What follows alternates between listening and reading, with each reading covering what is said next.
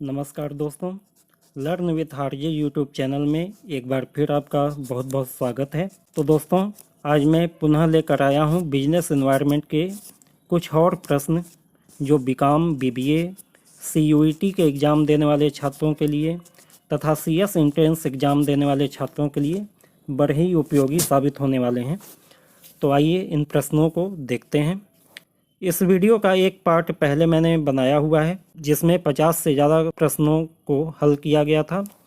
ये video second part है, इसमें आगे के प्रश्नों को हम देखेंगे।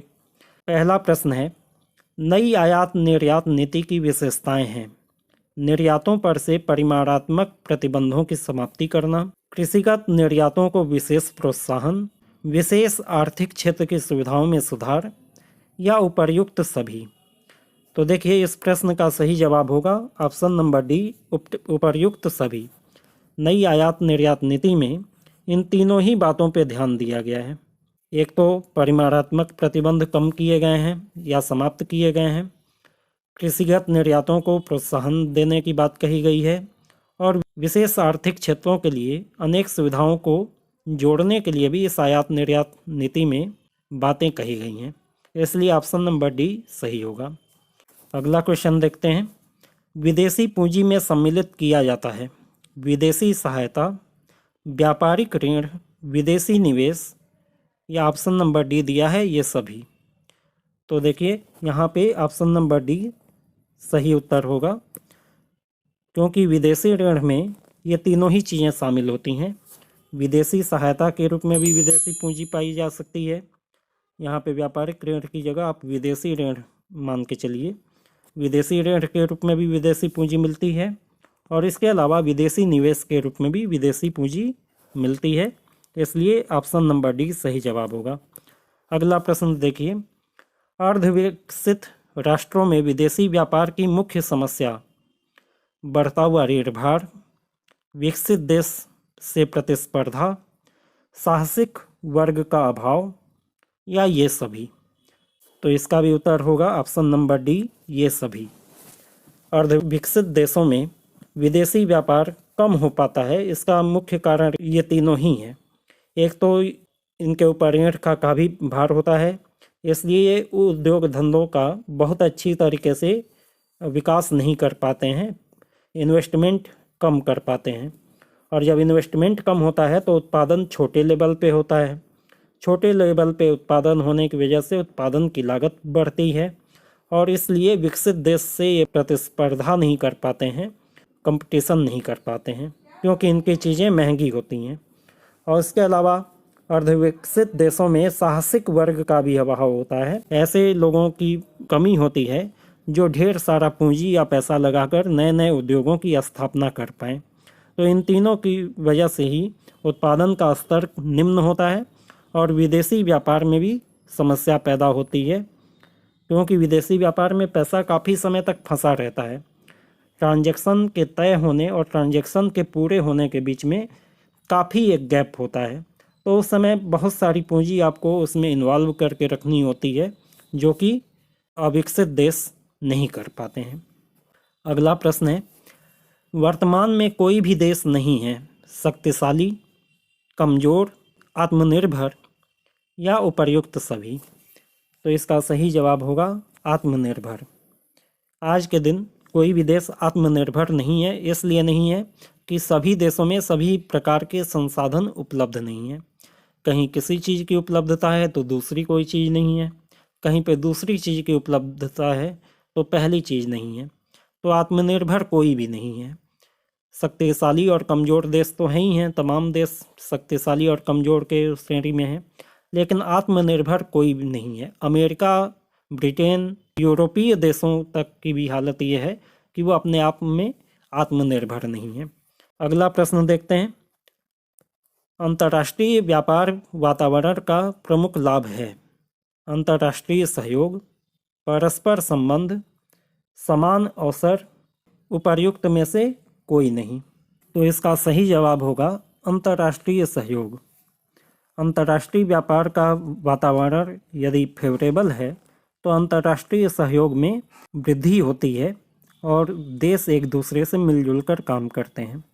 अगला प्रश्न है, जब दो या दो से अधिक राष्ट्रों के बीच वस्तुओं का क्रय विक्रय होता है तो यह कहलाता है आंतरिक व्यापार, अंतर्राष्ट्रीय व्यापार, देशी व्यापार या उपर्युक्त सभी। दो या दो से अधिक देशों के बीच में वस्तुओं का क्रय विक्रय होता है तो इसी को हम अंतर्राष्ट्रीय व्यापार की संज्ञा देते हैं। अगला प्रश्न देखिए, विश्व की अर्थव्यवस्था में महत्वपूर्ण स्थान है स्वदेशी व्यापार का, आंतरिक व्यापार का, अंतर्राष्ट्रीय व्यापार का या उपर्युक्त सभी का। सबसे ज़्यादा इम्पॉर्टेंट है अंतर्राष्ट्रीय व्यापार। ऑप्शन नंबर सी सही होगा, क्योंकि विश्व की अर्थव्यवस्था की बात हो रही है, किसी देश के अर्थव्यवस्था की बात नहीं हो रही है।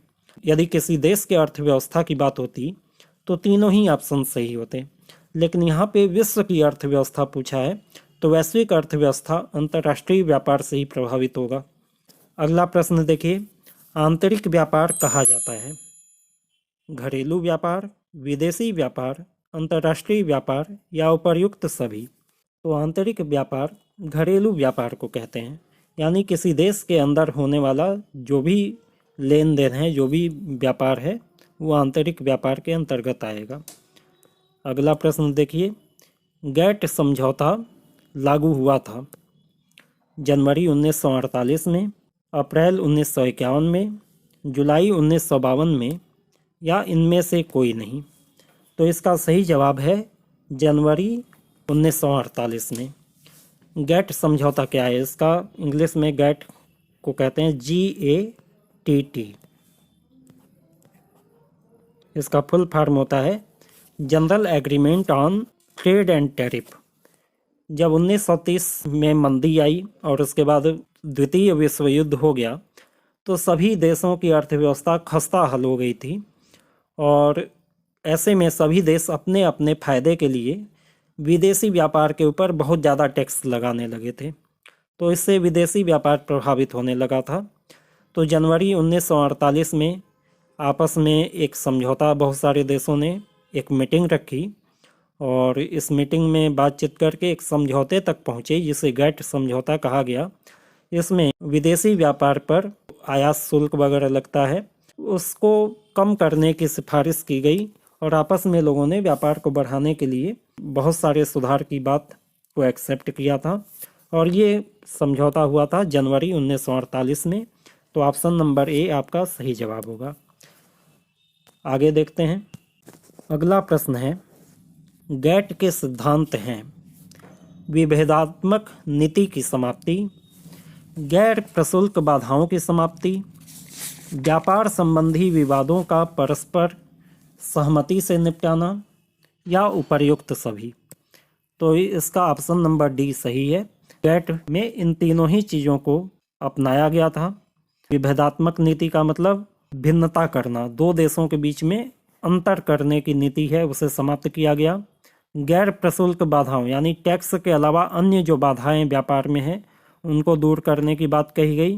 व्यापार संबंधी विवादों को आपस में देश मिलजुल कर सुलझा लेंगे, ऐसा एक सिस्टम बनाया गया और ये चारों ही बातें गैट के सिद्धांत माने गए।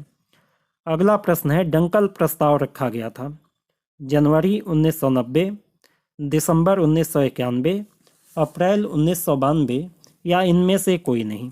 तो इसका सही जवाब है ऑप्शन नंबर बी, दिसंबर 1991। डंकल एक अर्थशास्त्री थे। अंतर्राष्ट्रीय स्तर पे इन्होंने एक प्रस्ताव रखा था कि वर्ल्ड ट्रेड ऑर्गेनाइजेशन जैसी एक संस्था को बनाया जाए, इससे रिलेटेड उन्होंने प्रस्ताव रखा था और ये दिसंबर 1991 में रखा गया था। इसके बाद बढ़ते हैं अगले प्रश्न की तरफ। उरुग्वे राउंड में सम्मिलित विषय थे कृषि एवं सेवा, बौद्धिक संपदा का अधिकार, विदेशी विनियोग का नियमन या ये सभी। तो उरुग्वे राउंड की जो बैठक हुई थी उसमें ये तीनों ही मुद्दे डिस्कस किए गए थे, तीनों ही विषय पे चर्चा की गई थी, इसलिए ऑप्शन नंबर डी सही होगा, ये सभी। इसके बाद अगला प्रश्न है, गैट का अस्तित्व समाप्त हुआ दिसंबर 1995, जनवरी 1995, अगस्त 1996 या फिर इनमें से कोई नहीं। तो इसका सही उत्तर है दिसंबर 1995, यानी ऑप्शन नंबर ए। गेट एक एग्रीमेंट था जिसके बारे में मैंने अभी आपको बताया। इस एग्रीमेंट के अंतर्गत समय समय पर मीटिंग बुलाई जाती थी और लोग अपने ट्रेड और टैरिफ से रिलेटेड जो भी बाधाएं थीं उसके ऊपर डिस्कस करते थे, लेकिन इसका कोई वैधानिक अस्तित्व नहीं था, कोई प्रॉपर पैटर्न नहीं था कि किस तरीके से इन सारी चीज़ों को अपनाया जाएगा। तो इस कमी को दूर करने के लिए WTO की स्थापना की बात कही गई थी, डंकल प्रस्ताव रखा गया था, उसमें WTO की बात की गई। तो दिसंबर 1995 में ये चीज़ फाइनलाइज हो गई कि ठीक है, गेट को अब हम समाप्त कर देते हैं और WTO को अस्तित्व में ले आते हैं। WTO वर्क करना अब चालू कर देगा। तो इसी के साथ गेट का अस्तित्व समाप्त हुआ और WTO अस्तित्व में आया दिसंबर 1995 में। अगला प्रश्न है, वित्त प्रत्येक व्यवसाय की है आत्मा, बचत, पूंजी या उपर्युक्त में से कोई नहीं। तो देखिए इसका सही जवाब है वित्त प्रत्येक व्यवसाय की आत्मा मानी जाती है। जिस तरीके से यदि शरीर में आत्मा ना हो तो शरीर कुछ भी नहीं कर पाएगा, वैसे ही किसी व्यवसाय में यदि वित्त नहीं है तो व्यवसाय सफल नहीं होगा, वो अपना कामकाज नहीं चला पाएगा। अगला प्रश्न है, अंकटाड की स्थापना कब हुई थी? ऑप्शन नंबर ए है दिसंबर 1964, बी अप्रैल 1970, सी दिसंबर 1974 या डी इनमें से कोई नहीं। तो इसका सही उत्तर होगा ऑप्शन नंबर ए दिसंबर 1964। दिसंबर 1964 में अंकटाड की स्थापना की गई थी। अंकटाड का फुल फॉर्म होता है United Nations conference on trade and development. अगला प्रश्न है, अंकटाड के व्यापार एवं विकास बोर्ड में सदस्यों की संख्या कितनी होती है? 50, 55, 64 या 70? तो इसका सही जवाब है 55। ऑप्शन नंबर बी 55 सही जवाब होगा। अगला प्रश्न, अंकटाड का 12वां सम्मेलन दोहा में संपन्न हुआ था 15 मार्च से 20 मार्च 1999 में, 1 अप्रैल से 7 अप्रैल 1999, 21 अप्रैल से 26 अप्रैल तक या इनमें से कोई नहीं। तो इसका ऑप्शन नंबर बी सही जवाब है। अंकटाड का 12वां सम्मेलन दोहा नाम के स्थान पे हुआ था और ये 1 अप्रैल से 7 अप्रैल 1999 के बीच में आयोजित किया गया था। निम्नलिखित में से कौन सा कथन सही नहीं है? अंकटाड संयुक्त राष्ट्र संघ की एक सहयोगी संस्था है। अंकटाड का प्रथम सम्मेलन जिनेवा में हुआ था। अंकटाड दशम में विकसित एवं विकासशील राष्ट्रों में आपसी हितों का टकराव बना रहा। अंकटाड नवम विकासशील राष्ट्रों के हितों की रक्षा के लिए आयोजित हुआ था। तो इसमें ऑप्शन नंबर डी सही है, इसमें कुछ और ही एजेंडा था। आगे देखते हैं नेक्स्ट क्वेश्चन, विदेशी विनिमय नियंत्रण पारित किया गया था। विदेशी विनिमय नियंत्रण अधिनियम होना चाहिए। विदेशी विनिमय नियंत्रण अधिनियम पारित किया गया था 1947 में, 1948 में, 1949 में या 1950 में। तो इसका सही जवाब है ऑप्शन नंबर डी 1950 में। विदेशी विनिमय नियंत्रण अधिनियम 1950 में लागू हुआ था। अगला प्रश्न है, फेरा में परिवर्तन किए गए 1972 व 1992 में, 1973 एवं 1993 में, 1974 व 1994 में या इनमें से कोई नहीं। तो इसका सही जवाब है ऑप्शन नंबर ए 1972 एवं 1992। इन 2 वर्षों में 2 बार फेरा में अलग अलग समय पे बदलाव किए गए हैं, 1972 और 1992 में, इसलिए ऑप्शन नंबर ए सही होगा। अगला प्रश्न है, विदेशी मुद्रा प्रबंध अधिनियम फेमा लागू किया गया अप्रैल 1999, जून 2000, अप्रैल 2001 या इनमें से कोई नहीं। तो फेमा को जून 2000 में लागू किया गया था, इसलिए ऑप्शन नंबर बी आपका सही जवाब होगा। अगले प्रश्न की ओर बढ़ते हैं। फेमा के तहत विभिन्न उद्देश्यों के लिए विदेशी मुद्रा के आहरण में कमी की गई, वृद्धि की गई, पूर्ववत रखा गया या इनमें से कोई नहीं। तो इसका सही जवाब होगा कि विदेशी मुद्रा के आहरण में वृद्धि की गई है। ऑप्शन नंबर बी इसका सही उत्तर होगा। अगला प्रश्न है, विदेशी व्यापार की मात्रा राष्ट्रीय उत्पादन में वृद्धि कर आर्थिक विकास को करती है प्रोत्साहित, तीव्र, कम या उपर्युक्त सभी। इसका ऑप्शन नंबर ए सही होगा। विदेशी व्यापार की मात्रा राष्ट्रीय उत्पादन में वृद्धि को प्रोत्साहित करती है। अगला प्रश्न है, भारत का अधिकांश विदेशी व्यापार किस पर निर्भर है? ऑप्शन ए है रेलवे, बी ट्रक पर, सी जहाजरानी पर और डी उपर्युक्त में से कोई नहीं। तो यहाँ पे आपका सही ऑप्शन सी होगा। जहाजरानी पे भारत का विदेशी व्यापार बहुत ज़्यादा निर्भर है, क्योंकि भारत 3 तरफ से समुद्र से घिरा हुआ है और जबकि उत्तरी हिस्से में हिमालय पर्वत होने की वजह से भारत का विदेशी व्यापार ज़्यादातर जहाजरानी से ही होता है। अगला प्रश्न है, भारत के विदेशी व्यापार की विशेषताओं को कहा जाता है लक्षण, विशेषताएं, आधुनिक प्रवृत्तियां या उपर्युक्त में से कोई नहीं। तो इसका सही जवाब है विदेशी व्यापार की विशेषताओं को आधुनिक प्रवृत्तियां के नाम से बुलाया जाता है। ऑप्शन नंबर बी इसका सही उत्तर होगा। अगला प्रश्न है, यूरो चलन में कब से आई है?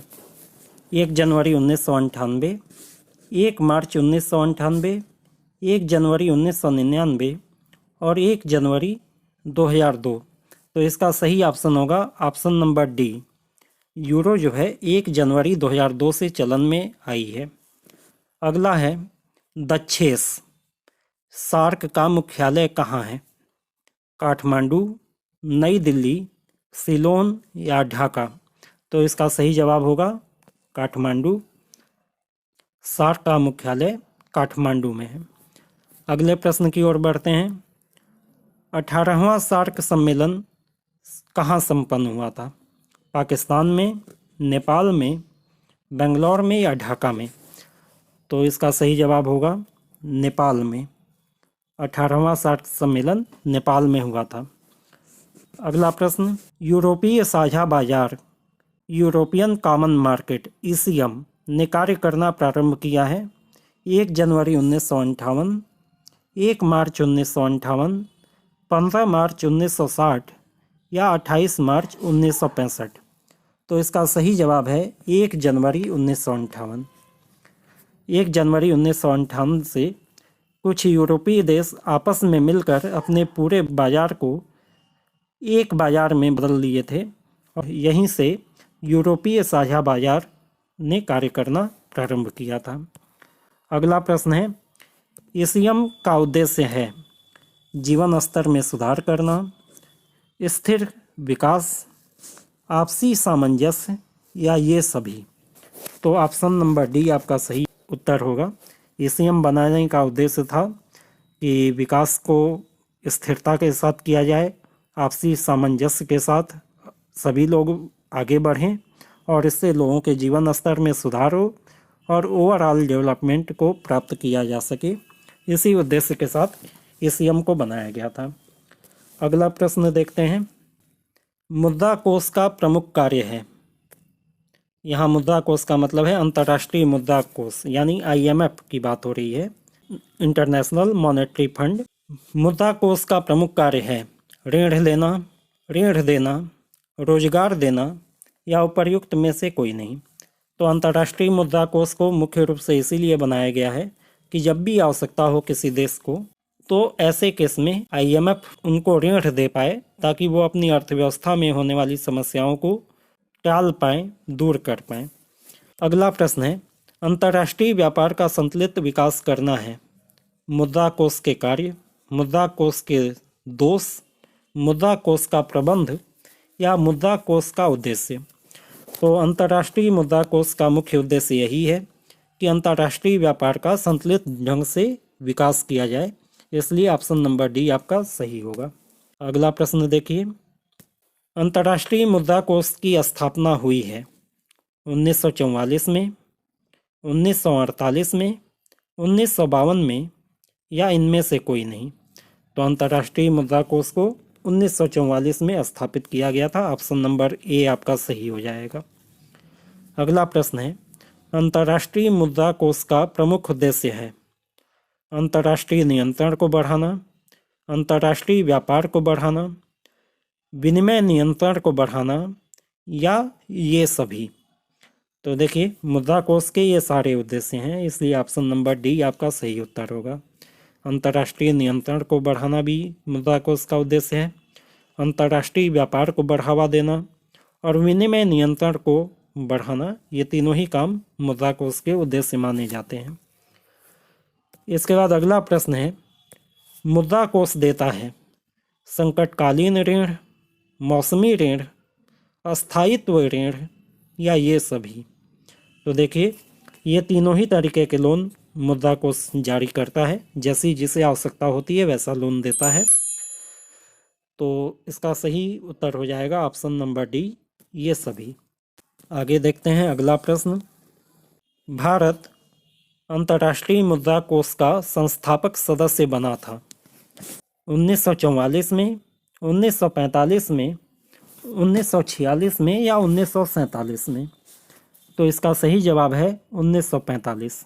भारत मुद्रा कोष का संस्थापक सदस्य 1945 में बना था। अगला प्रश्न है, अंतर्राष्ट्रीय मुद्रा कोष अर्थव्यवस्था को सहायता देता है अस्थायी संतुलन को दूर करने के लिए, अस्थायी संतुलन को दूर करने के लिए, दोनों के लिए या फिर इनमें से किसी के लिए नहीं। अब देखिए, यहाँ पे मिसप्रिंट है, ये अस्थायी संतुलन नहीं होगा, अस्थायी असंतुलन होगा, ठीक है ना। अस्थायी असंतुलन को दूर करने के लिए, अस्थायी असंतुलन को दूर करने के लिए, उपर्युक्त दोनों के लिए या इनमें से कोई नहीं। तो इसका सही जवाब होगा ऑप्शन नंबर बी। टेम्प्रोरी तौर पे यदि कोई डिसबैलेंस बन जाता है किसी अर्थव्यवस्था में, तो उसको दूर करने के लिए अंतर्राष्ट्रीय मुद्रा कोष सहायता देता है। तो ऑप्शन नंबर बी सही होगा। इसके बाद देखिए, विश्व बैंक की स्थापना हुई ब्रिटेन वुड्स सम्मेलन में, शिकागो सम्मेलन में, अंतर्राष्ट्रीय सम्मेलन में या इनमें से कोई नहीं। तो इसका सही जवाब है option number A. Bretton Woods में जो सम्मेलन हुआ था, उसी सम्मेलन में विश्व बैंक की स्थापना हुई थी। अगला प्रश्न है, विश्व बैंक का प्रमुख उद्देश्य है पुनर्विकास के लिए ऋण देना, विनिमय दर में स्थिरता बनाए रखना, अंतर्राष्ट्रीय मौद्रिक सहयोग को बढ़ावा देना या इनमें से कोई नहीं। तो विश्व बैंक का मुख्य काम यही है कि पुनर्विकास के लिए ऋण देना। तो ऑप्शन नंबर ए अपना सही हो जाएगा। जब भी किसी देश की अर्थव्यवस्था किसी तरीके के संकट में फंस जाती है या देश के आर्थिक विकास की गति काफ़ी कम होती है या किसी तरीके की वित्तीय दिक्कतों का सामना देश को करना पड़ता है, तो ऐसे केस में पुनर्विकास के कार्यों के लिए विश्व बैंक ऋण प्रदान करता है। तो आइए देखते हैं अगला क्वेश्चन। भारत विश्व बैंक का सदस्य बना सन 1945 में, सन 1950 में, सन 1975 में या सन 1980 में। तो इस प्रश्न का सही जवाब होगा ऑप्शन नंबर ए 1945 में। भारत ने 1945 में विश्व बैंक को ज्वाइन किया था। अगला प्रश्न, विश्व बैंक सदस्य देशों को ऋण देता है अपने कोष से, उधार ली गई पूंजी में से, उपर्युक्त दोनों या इनमें से कोई नहीं। तो सही बात है, ऑप्शन नंबर सी इसका सही उत्तर है, उपर्युक्त दोनों। विश्व बैंक अपने कोष से भी लोन प्रोवाइड करता है और साथ ही साथ उधार ली गई पूंजी से भी लोन प्रोवाइड करता है। अगला प्रश्न, वही देश विश्व बैंक के सदस्य हो सकते हैं जो सदस्य हैं अंतर्राष्ट्रीय मुद्रा कोष का, गैट का, संयुक्त राष्ट्र संघ का या अंकटाड का। तो इसका सही ऑप्शन है ऑप्शन नंबर ए। जो देश अंतर्राष्ट्रीय मुद्रा कोष के सदस्य होते हैं वही देश विश्व बैंक के भी सदस्य बन सकते हैं। अगला प्रश्न है, नई आयात निर्यात नीति की घोषणा की गई थी 31 मार्च 2000 में, आयात निर्यात नीति 2002 से 2007, यहाँ 2002 से 2007 होगा। आयात निर्यात नीति 1997 से 2002 या उपर्युक्त में से कोई नहीं। इसका सही ऑप्शन है ऑप्शन नंबर बी, आयात निर्यात नीति 2002 से 2007। ये नई आयात निर्यात नीति घोषित की गई थी। अगला प्रश्न है, सेज का अर्थ था निर्यात प्रोत्साहन, विशेष आर्थिक क्षेत्र, बैंकिंग इकाइयाँ या उपर्युक्त सभी। तो सेज का अर्थ विशेष आर्थिक क्षेत्र होता है, इसलिए ऑप्शन नंबर बी आपका सही ऑप्शन हो जाएगा। सेज का फुल फॉर्म होता है स्पेशल इकोनॉमिक जोन्स। विशेष आर्थिक क्षेत्र ऐसे क्षेत्र होते हैं जहां उद्योगों को बढ़ावा देने के लिए प्रोत्साहन दिए जाते हैं, कई सारी छूटें दी जाती हैं। इसके बाद देखिए, विकासशील देशों की प्रतिस्पर्धात्मक शक्ति होती है कमज़ोर, अच्छी, तीव्र या इनमें से कोई नहीं। तो यहाँ पे ऑप्शन नंबर ए आपका सही जवाब होगा। विकासशील देशों की प्रतिस्पर्धात्मक शक्ति कमज़ोर होती है क्योंकि उत्पादन का स्तर कम होता है, उत्पादन की लागत ज़्यादा होती है, व्यापार में ये प्राइस कंपटीशन नहीं कर पाते हैं। अगला प्रश्न है, विदेशी व्यापार सहायक होता है विकास करने में, बाजार के क्षेत्र को बढ़ाने में, पूंजी निर्माण करने में या उपर्युक्त में से कोई नहीं। तो इसका सबसे बेहतरीन आंसर ऑप्शन नंबर ए है कि विदेशी व्यापार विकास में सहायक होता है। अगला प्रश्न है, विश्व व्यापार संगठन ने विधिवत कार्य शुरू किया 1 जनवरी 1993, 1 जनवरी 1994, 1 जनवरी 1995 या इनमें से कोई नहीं। तो इसका ऑप्शन नंबर सी 1 जनवरी 1995 सही होगा। विश्व व्यापार संगठन WTO इसने 1 जनवरी 1995 से कार्य करना चालू किया। उम्मीद करता हूँ कि आज का वीडियो आपके लिए उपयोगी सिद्ध हुआ होगा। यदि वीडियो आपको अच्छी लगी हो तो वीडियो को लाइक करें, शेयर करें और चैनल को सब्सक्राइब करके बेल आइकन दबा लें ताकि इसी तरीके की नई नई वीडियोज़ आपको मिलती रहें। धन्यवाद।